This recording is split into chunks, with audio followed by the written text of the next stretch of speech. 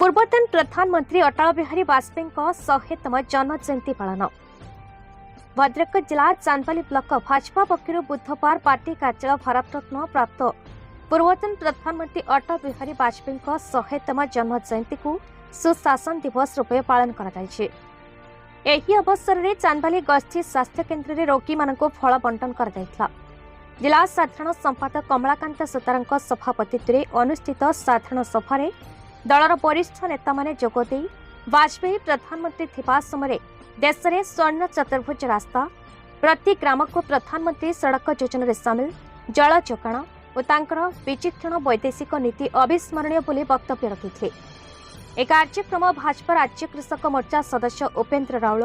वरिष्ठ नेता पूर्णचंद्र पाणी, कान्हचरण बेहेरा, आईनजीवी दीपक भोल, प्रशांत दास, कृषक मोर्चा नगर सभापति संतोष बारिक, शशिकांत दास, विष्णु दास, अभिमन्यु खुंटिया, युवनेता जगन्नाथ राउत,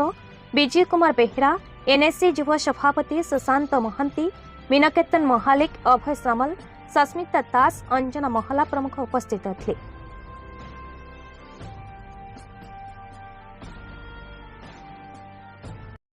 चांदबाल किशन पात्र रिपोर्ट, भारत न्यूज।